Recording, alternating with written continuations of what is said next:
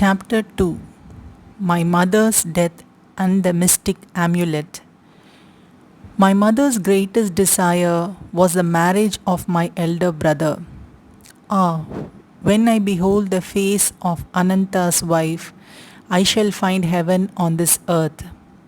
I frequently heard mother express in these words her strong Indian sentiment for family continuity. I was about 11 years old at the time of Ananta's betrothal. Mother was in Calcutta, joyously supervising the wedding preparations. Father and I alone remained at our home in Bareilly in northern India, where father had been transferred after 2 years at Lahore. I had previously witnessed the splendor of nuptial rites for my two elder sisters, Roma and Uma, but for Ananta, as the eldest son, plans were truly elaborate. Mother was welcoming numerous relatives daily arriving in Calcutta from distant homes. She lodged them comfortably in large newly acquired house at 50 Amherst Street.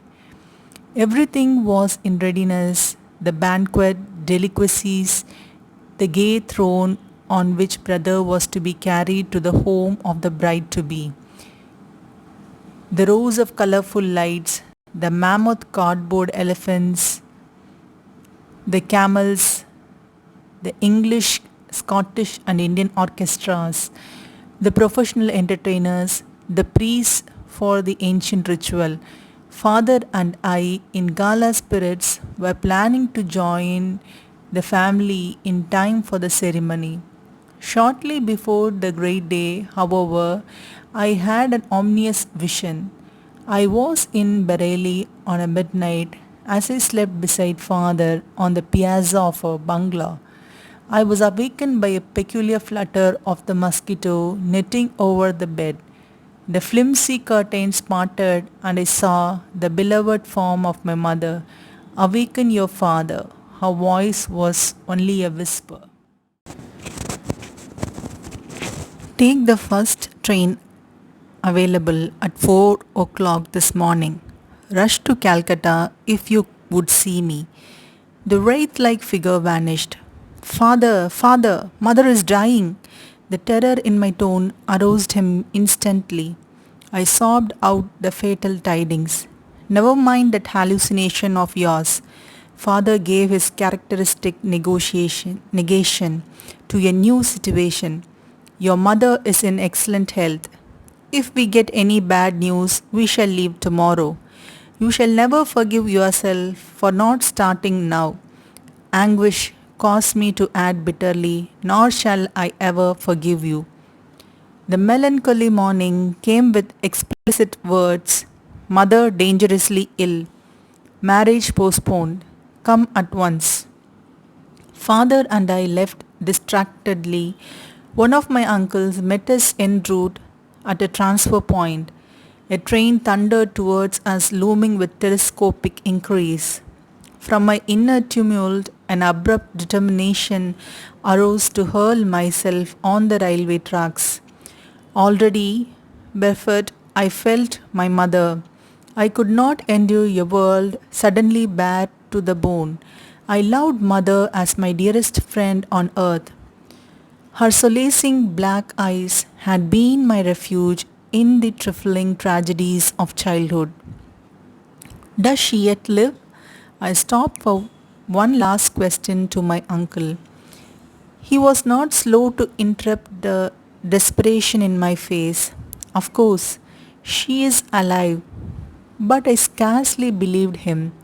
When we reached our Calcutta home, it was only to confront the stunning mystery of death. I collapsed into an almost lifeless state. Years passed before my reconciliation entered my heart. Storming the very gates of heaven, my cries at last summoned the Divine Mother. Her words brought final healing to my wounds. It is I who have watched over thee, life after life, in the tenderness of many mothers. See in my gaze the two black eyes, the lost beautiful eyes thou seekest. Father and I returned to Bareilly soon after the crematory rites for the well beloved. Early every morning, I made a pathetic memorial pilgrimage to a large sheol tree which shaded the smooth green gold lawn before our bungalow. In poetical moments, I thought that the white sheoli flowers were strewing themselves with a willing devotion over the grassy altar. Mingling tears with the dew, I often observed a strange otherworldly light emerging from the dawn. Intense pangs of longing for God assailed me. I felt powerfully drawn to the Himalayas. One of my cousins, fresh from a period of travel in the holy hills, visited us in Bareilly. I listened eagerly to his tales about the high mountain abode of yogis and swamis. Let us run away to the Himalayas. My suggestion one day to Dwarak Prasad, the young of our landlord in Bareilly, fell on unsympathetic ears. He revealed my plan to my elder brother, who just arrived to see father. Instead of laughing lightly over this impractical scheme of a small boy, Ananta made it a definite point to ridicule me. Where is your orange robe? You can't be a Swami without that. But I was inexplicably thrilled by his words. They brought me a clear picture, that of myself as a monk roaming about India.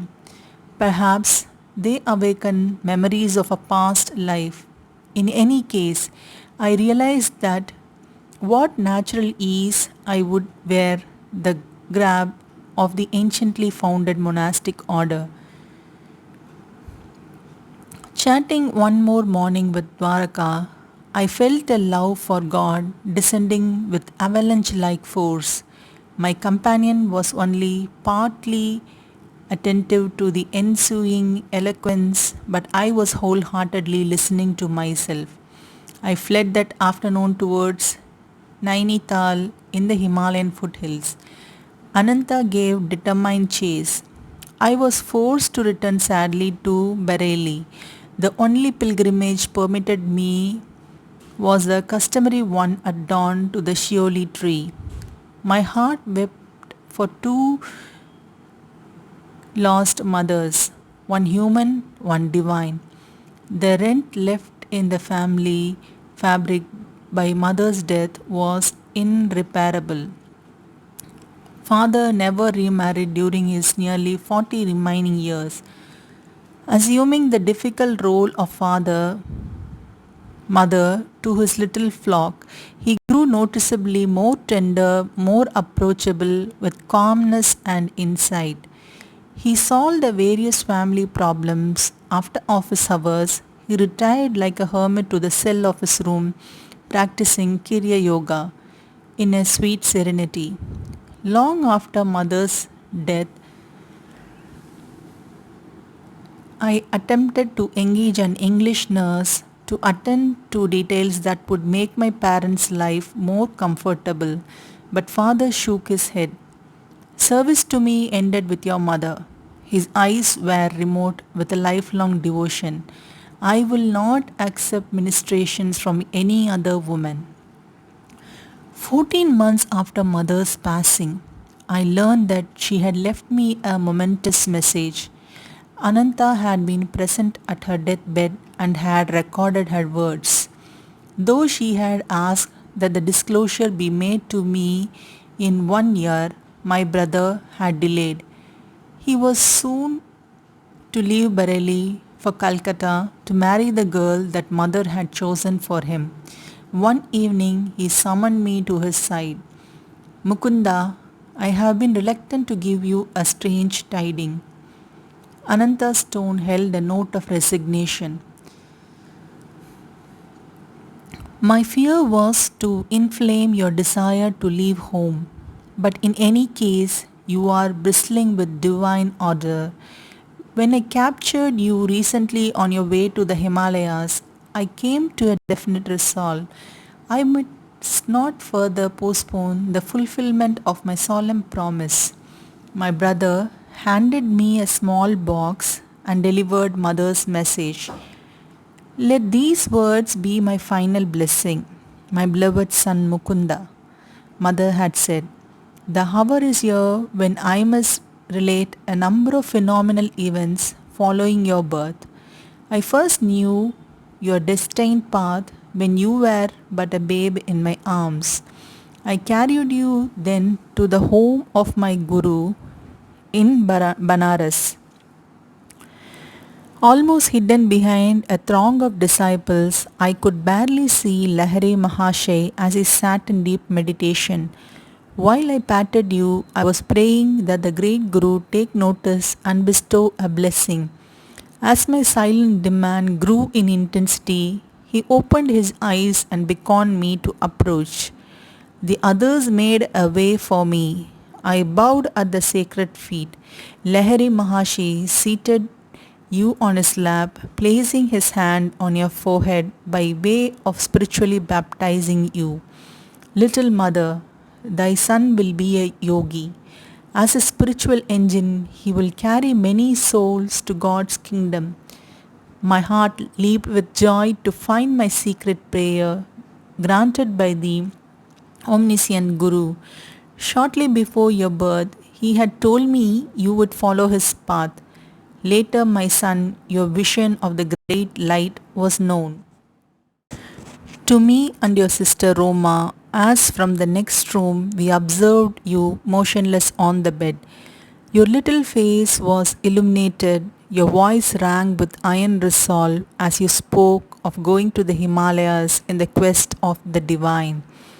In these ways, dear son, I came to know that your road lies far from the worldly ambitions. The most singular event in my life brought further confirmation, an event which now impels my deathbed message.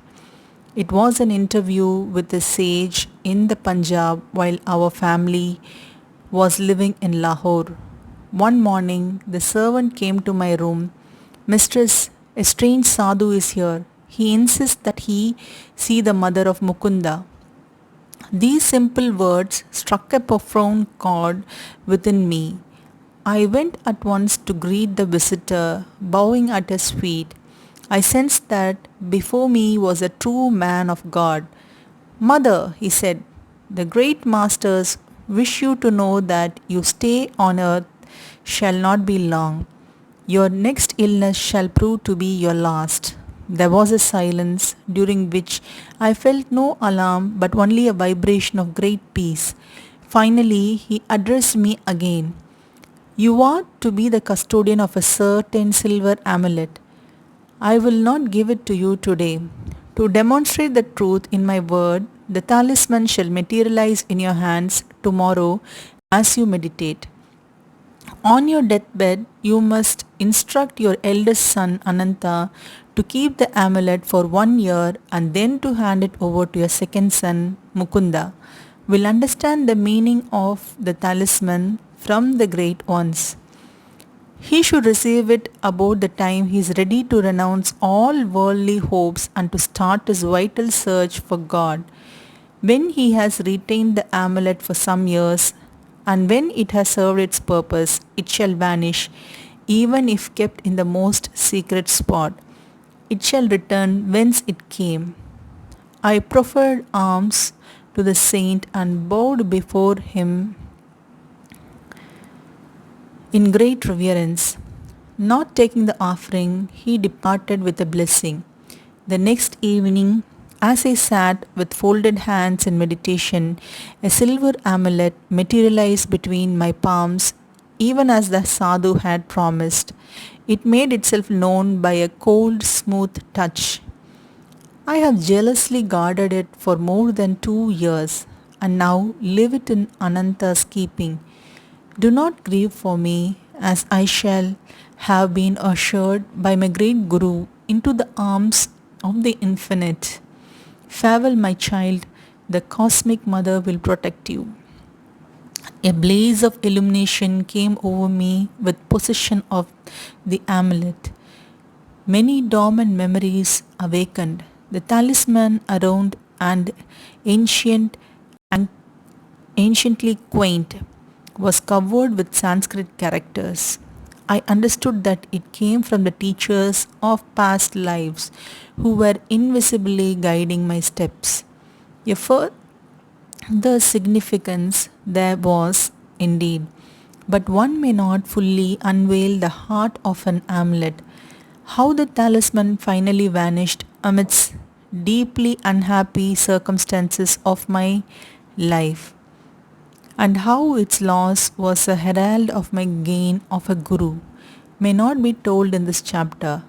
But the small boy, thwarted in his attempts to reach the Himalayas, daily traveled far on the wings of his amulet.